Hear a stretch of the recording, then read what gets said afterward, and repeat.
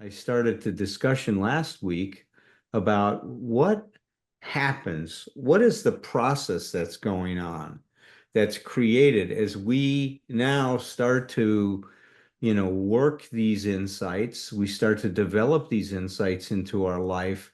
What is the experience we have?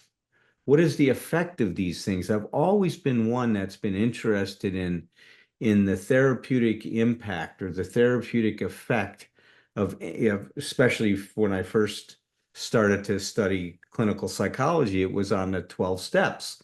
And it's still, I think that it's fascinating the power that the steps have harnessed in terms of creating psychological and spiritual change.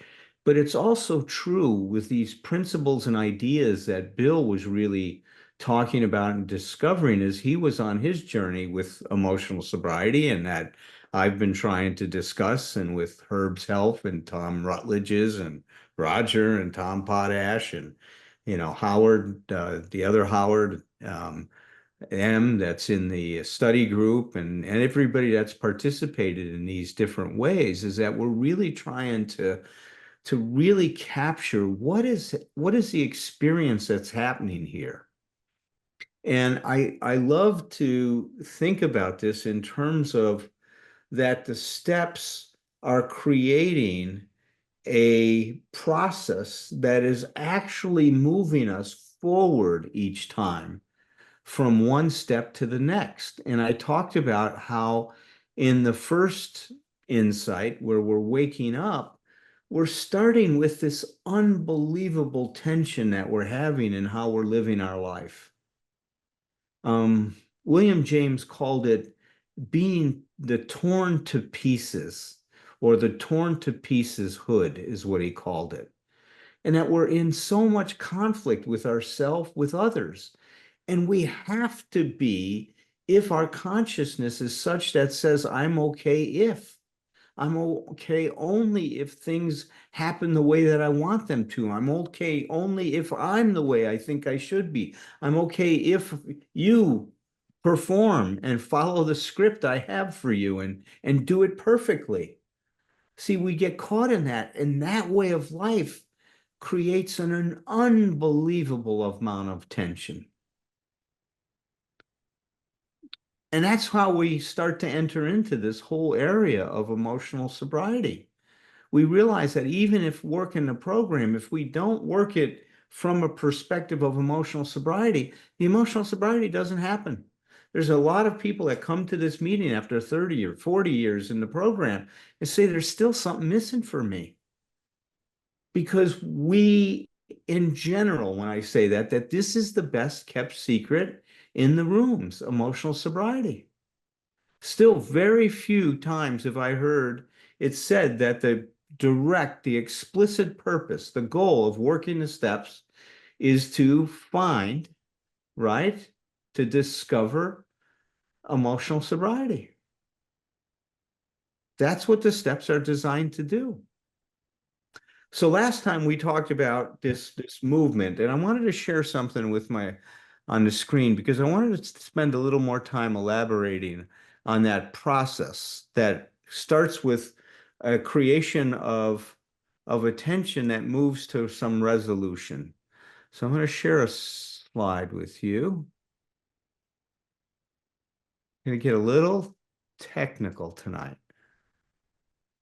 This is called the cycle of experience.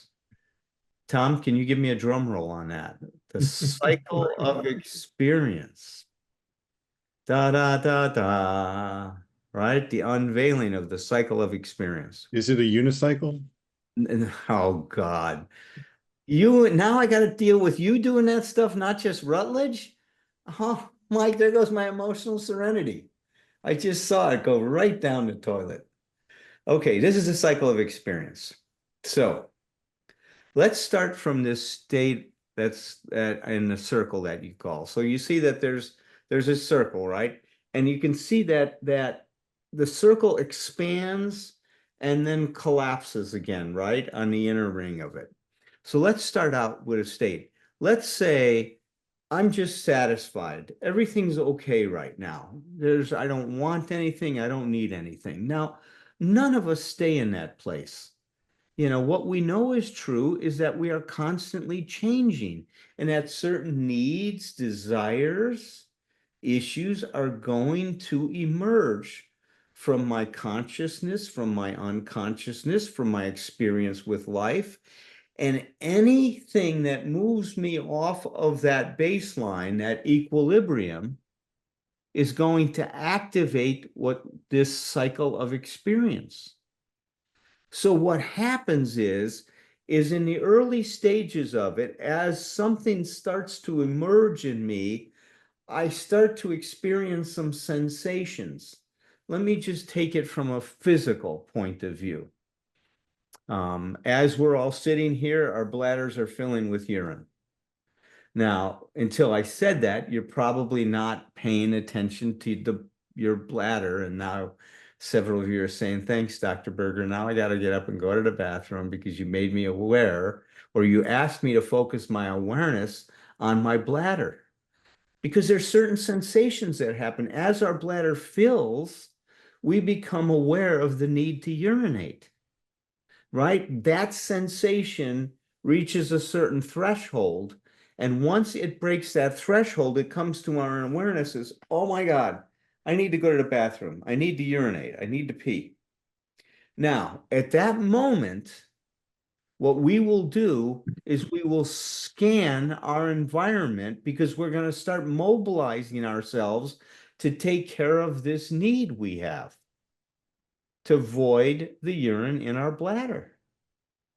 So now I might look around, I might think, where's the bathroom? Well, guess what? Maybe there's no bathroom. Now I've got to figure out, well, is there a bush I can go run behind? A lot easier sometimes for guys to find that bush than for others, but how can I go ahead and take care of this need I have? Most of the time, I don't have to come up with a creative solution to deal with the feeling that's surfacing in me. Because I've done it. I've gone to the bathroom. I know how to open the door to get into the bathroom. But if the bathroom was new to me, then I'd have to be creative in terms of how to interact with my environment to get that need met. Not all the time do I need to be creative because there are certain routines that happen in our life, and that's economical. We couldn't invent each and every moment what we had to do to take care of ourselves. So we need these what are called cognitive equivalencies in our life. We understand that, okay, if I do this, this is what's going to happen. So I go ahead, I'm mobilized. I go ahead, and if I'm not familiar with the situation, I figure out how I'm going to respond. Remember the novel response to a situation? How am I going to best respond to take care of myself at this moment? Now, of course, is that influenced by our history? Of course it is. What's possible, what's not possible, what I can do, what I can't do, what comes to mind, what doesn't come to mind, is all a sum total of my experience to this particular moment in my life. So I take some action at that point in time. In this case, I go to the bathroom, I do what I need to do to urinate, and I void my bladder. You see what happens now with the circle? You see how it thins out as it goes through the line? So it builds up, the tension builds. I mobilize myself to take care of the tension. I respond, I deal with the situation or whatever I have to deal with. I take appropriate action, right? That's appropriate action, meaning an action that is, this is where our alignment with reality becomes so important. In order to take care of myself, I have to have an honest relationship with reality, or else I'm not going to be able to take care of whatever this need is that's emerging or desire. Once I take care of myself, once I urinate, I'm resolved. I'm not thinking about peeing anymore. Unless you get older, then you don't void all the urine out of your bladder and you're left stuck thinking about it. But, a lot of people have experienced that, as I do from time to time. But you see what happens now, once that's taken care of, I'm available for what's next. Do you guys see that? That it's once I honor myself and take care of what's going on that I need to take care of, I'm now available to whatever is surfacing in my life. This is the healing circuit. You follow me? This is our organismic wisdom. You don't have to teach. In fact, you can't teach someone to do this. We are born doing this. Now, later on in life, we get in here and we block our awareness of these things. We don't pay attention to the sensations in our body, maybe because of some trauma we had in early on, or we may have an awareness, but maybe it wasn't safe to be aware of something, so we blunt our awareness, or we were aware, but my God, if we mobilized ourselves, we were going to get into trouble. So all kinds of things, all kinds of programmings, all kinds of trauma impact how this cycle of experience shows up in our life today. This is what we mean when we talk about being in the flow, right? When I am following this, I am moving seamlessly from one stage to the next, and my action is following, and it's very integrated. And once again, it's integrated, meaning I'm bringing all of me to the situation and not leaving parts of me behind. So this is when the best of us is in charge of the rest of us.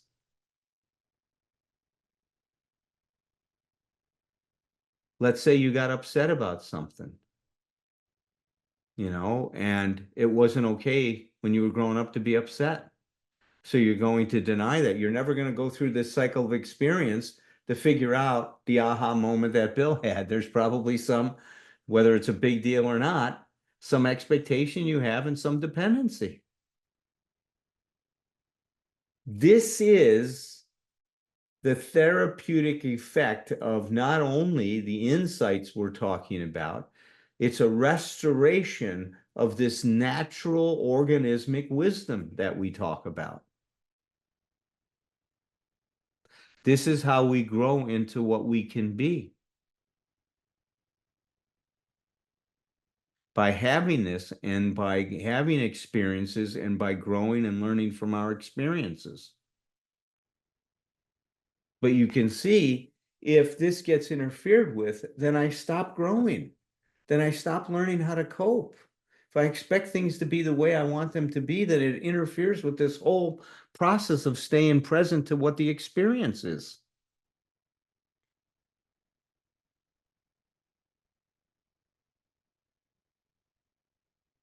Okay.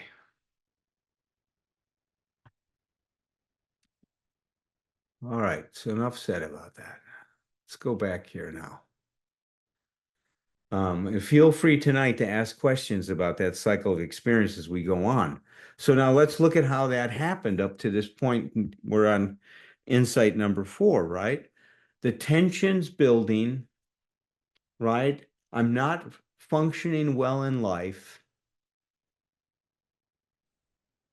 Now, there's a part of me that I might not even be aware of that wants things to be different.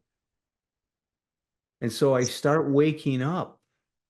I start having some, I love how the way Tom Rutledge calls it. Sometimes it just begins with a reasonable doubt that maybe there's a better way to do some of the things that I'm doing. Maybe there's a better way to show up in my life. There's a better way to cope. There's a better way to be in relationship with myself. We start having at least just, even if it's a little, sliver of that doubt, it can grow as we stoke the flames of that curiosity. So what happens is that as we start to wake up, now we see the value of living consciously. That creates a new tension. My God, I want more of that. What do I have to do, right? What do I have to do to increase? And we say, even if it's just 5% a day, if you increase your consciousness, that was the incredible insight that Brandon had. Just a 5%, not a big number at all, but a 5% increase in your consciousness a day has significant impact on your life. As our consciousness increases, we start to see things, we start to become more aware of how I am disturbed, and I'm the common denominator here. What's this all about? There's a new tension, there's a new desire. I want to learn more about what's going on and how to show up and to grow up and to be able to cope better with life. So now we start paying attention to and discerning our emotional dependence. And as many of you have experienced, if you work that emotional, sobriety inventory I developed that helps us unpack our emotional disturbances, it's an eye opener to go back and do your fourth step over again in that light. It is unbelievable how pervasive, how omnipresent, how deleterious, how problematic this emotional dependence has been. So we start to see that. Now it comes in. So my God, I'm seeing this. What do I have to do? How do I start to find a different ground? How do I have to do to bring a different perspective or find another part of myself that is not dependent, that what we could call a healthier self? How do I bring that more into my person? And so one of the things that we learn real quickly is to focus on not taking things personally. It's a great way to start improving your differentiation, and it has some very quick and some immediate positive consequences. We learn how to start to untangle ourselves in the knot, in the reactivity we have, and we start to learn how to respond to what's going on in our life, not react to it all the time. And then, as we're doing that work, we realize no one's coming. You know what? I've got to figure this out. Not that I got to figure it out alone, but it's up to me to turn to you and to, ask for the help I need. It's up to me to create the experiences I need to create in my life that are going to help grow me along these lines. And so that means oftentimes about going against our first thought or our first reaction, which is to avoid pain, to avoid discomfort. Now we start to hold still and feel some of the feelings we didn't want to feel. We start to cry the tears that have needed to be cried for a long time. We start to find words to the pain that we've been experiencing and didn't have words for. We start to learn what it means to be vulnerable and to really let ourselves be seen and to actually want to be seen, to be sick and tired of hiding out and, playing these games, trying to be someone we're not. We start to give that up. We move away from all of that towards the self that we can be. That's what emotional sobriety is about. And as we realize that no one is coming, we realize that it's going to be very important for us to accept what is.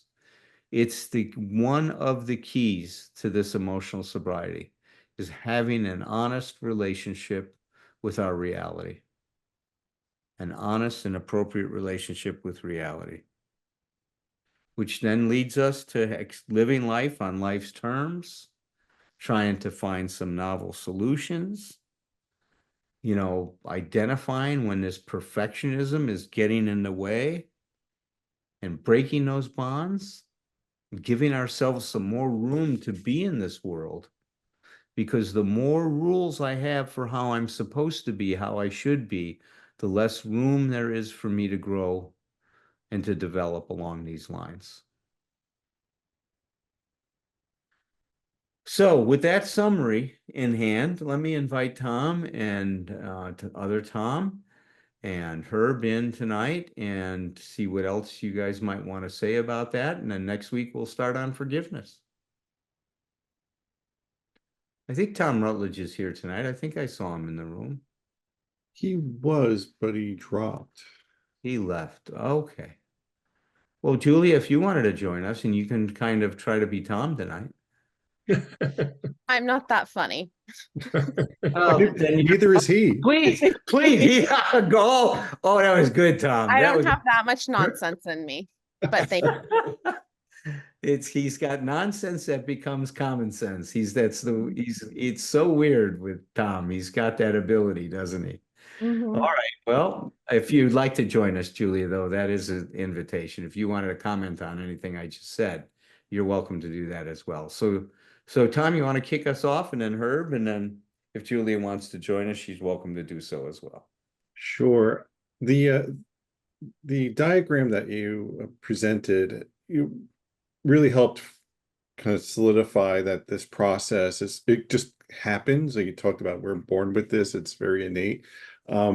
But as I think as some of the some of the behaviors fossilized, some of the conditions that I grew up in and developed impeded the natural progress. Um, how the recovery process and emotional sobriety restored it, right? So like I would get stuck in mobilization, right? So like I would get to a place where I'm uncomfortable, I'm aware that something's going on, but fear or a lack of ability to see a novel solution would keep me stuck in that point, right? But as the tools developed and I got more freedom and more, I guess, want to say secure in my ability, trust in myself, that then I moved into the mobilization and creative adaptation. Really, just if the way I was trying wasn't working, to try something else to deal with my emotional dependence, really really start to materialize. So I really appreciate the diagram. It helped crystallize that for me. It does for me too. And you just brought up another point that I forgot to emphasize. Oftentimes, that creative adaptation is experimental. We Hmm. don't know a priori that this is going to work. So we hear in the program oftentimes try it on. Yeah. Try it on for size. And the reason we're trying it on for size is to see, is this relevant to the situation I'm dealing with? Now, notice how this is ahistorical. I didn't talk about history here, right? I'm talking about a process that shows up. This is why, for me, I don't have to take a history to see a person's history unfold before my eyes. Because what they do with this cycle of experience, how they show up for themselves, how they deal, tells me everything I need to know to help a person. Because their history is transcribed on that process. Dr. Kempler, my mentor, used to say, and it used to drive me crazy because he would test me on this and I'd always fail. He goes, okay, Alan, in the first 5 minutes you sit down with a family or with a client, you're going to know what the problem is and what they need to do to get fixed. First 5 minutes. So I sit down with a family with Dr. Kempler. Now, this is, at that time, he'd probably had 40 years experience, right? And probably, one of the master psychotherapists of the last century. And he turned to me after 5 minutes. He says, okay, Alan, you've had 5 minutes. What is it? And I'd go, oh my God, I'm going to fail this test. And I rarely ever got it. But you know what happened? Every time I failed it and said something, and then he helped me look at it differently, I started to learn. Not through being right, but through being wrong. through the mistakes I was making, just like we learn all the time. But because of all these shoulds we have about making mistakes, it's hard for us to learn. That's why this experimental attitude is so important that you mentioned, Tom. Tom, very important. Yeah, the book that you provided me, the principles of Gestalt therapy from Kempler, in the beginning it says something like you're going to get it wrong. Like he's very, open about the fact that the therapeutic process, is about trial and error in a lot of ways, and it's trying to seek to get it perfect and to get the right label, being an early term therapist, it's all about that creative adaptation, kind of cycling through, right? Yeah. Well, there is the other Tom. Or unless Julia found a quick costume that looks exactly like Tom Rutledge. Did you find a Halloween costume somewhere, Julia? No, that's Tom. I think that's Tom. Tom, is that you? That's me. Although my internet keeps going out, it's raining and my internet keeps going out, and that drops me off the meeting. So I'm That's here while I'm here while I'm here. you are. I'm practicing acceptance. There we go. We were talking about just how the cycle of experience is so relevant to this whole experience that we're having. But, you heard me talk about, one of the things that I thought is very important that you brought into the dialogue very early on with this emotional sobriety was the emphasis on being willing to practice and learning from your mistakes. Oh yeah. Is that Yeah, what's well, and that how you went through that whole thing of we start with an unconscious incompetence that we oh become yeah. conscious of, Yeah.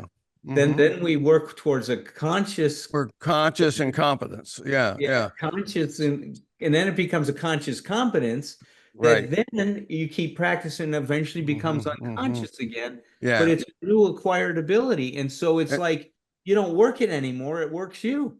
Right. It takes, but the patience comes in when you get to conscious competence. You're going to go back and forth from conscious competence to conscious incompetence many times. It's Yeah. what Potash was just talking about Yes. the idea that to have realistic expectations as you're beginning to learn some of this stuff. It's that's normal. You're going to get it right, and then you're going to not get it. You're not going to get it. But with practice, I mean, what we know, because that's how we learn to walk. You use that example. We learn to walk. We learn to ride a bicycle. We learn to drive. How do we do that without concentrating, without thinking about it? It's just because repetition. We've done it over and over and over again until we're unconsciously competent. Yeah, exactly. I love the quote that Tom just put in from Kempler's book is there is no shame about incompetence. It's recognition begins Thank God. right? It's recognition begins a struggle towards competence, right? See, that's which if successful, and it will be if we stay pressed up against it gently, as Herb likes to say, Yep. is never completely won. It's not like we finally get there and we got this all figured out. It's we keep figuring it out, right? We keep gaining another bit of insight, another gem we discover along the way. And Right, and that's a good point. There's always more. It's like it's not you're never at the place where you can dust your hands off. no, it's not, I Yeah. got it. And Yeah. and that's why I personally I love this Thursday night group and the general emotional sobriety movement is that there's always more, right? It's like I could rest on my laurels and stay sober the rest of my life on my current knowledge, but there's a desire to continue to grow and learn and explore, and that's the personal aspect of this of being I think it's Tom's piece or Alan said something like being interested in ourselves and keep inquiring, right? Curious. Well, that's the other thing that you brought up. So it's wonderful to have all these things kind of surface as we're doing this kind of retrospect and summary. See, that's the other thing that gets established is that because when our behavior got fixed, meaning when we were not operating in the cycle of experience, right? Because if I have shoulds, that cycle of experience gets messed up completely. You cannot flow with a should. It Right. just doesn't work, right? It cannot happen. So once I am now living tyrannized by all these shoulds, my behavior becomes very fixed, very rigid, very stereotyped. So now when my behavior is fixed and stereotyped, I know how I'm going to respond to the next situation. There's no discovery taking place. There's no, oh my God, look at this. This is amazing. It's like I become bored with myself.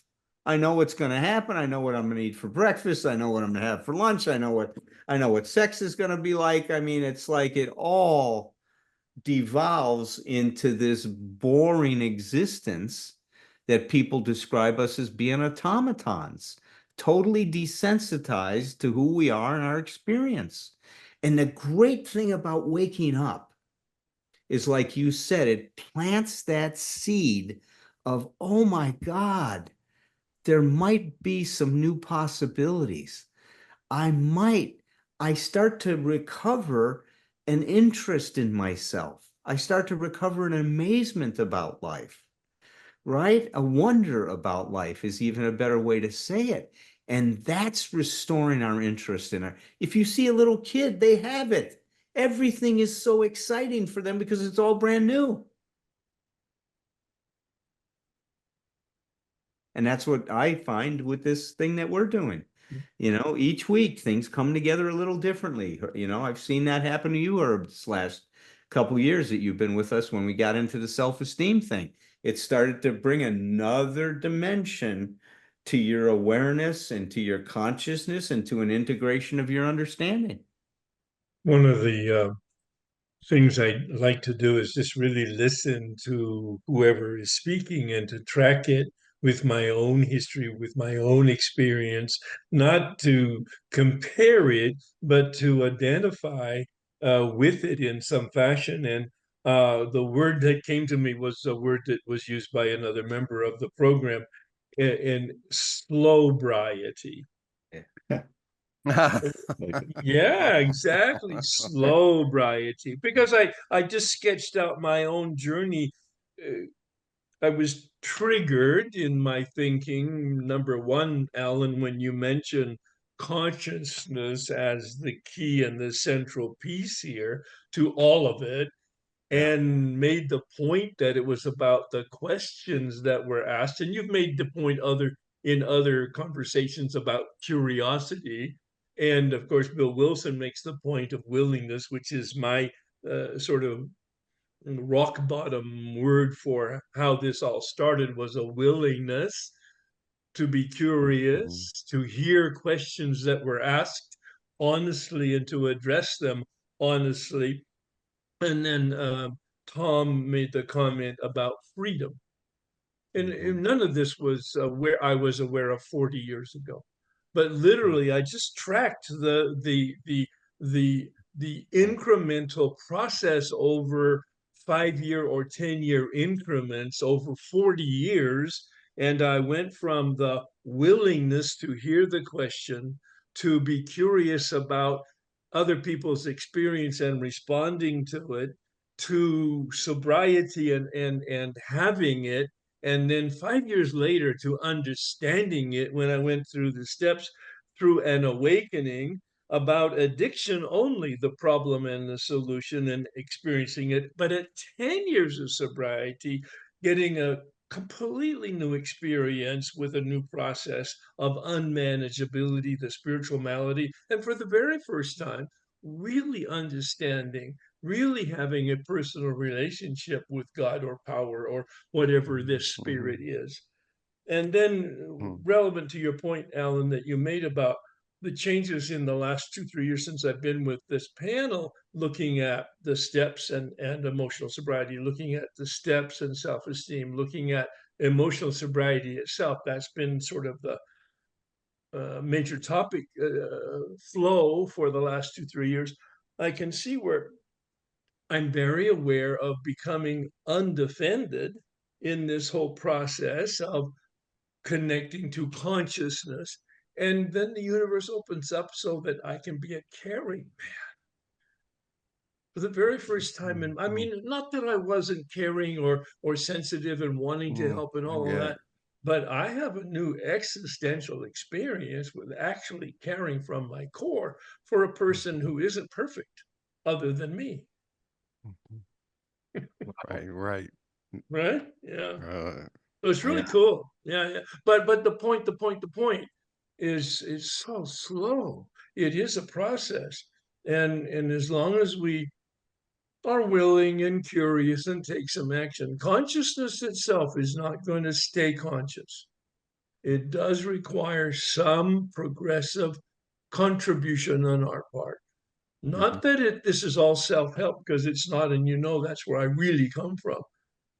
In contrast to the emphasis that some psychologists might put on all of these processes as sort of techniques for personal development, I'm very clear that there's an X plus factor here that I can't account for other than I observe, and I admit it's probably true.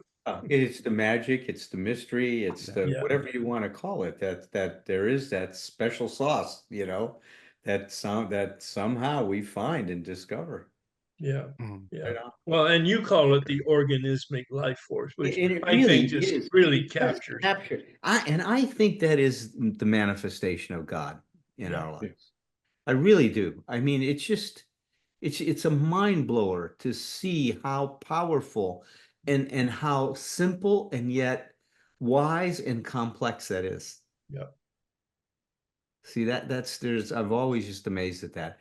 Well, we have time for just maybe a couple of questions, Tom, and then we'll reconvene till next week. Sure. Carlene had her hand up pretty early. Let's Yes, she did. I saw that. let you get you in here. Hey, Carlene.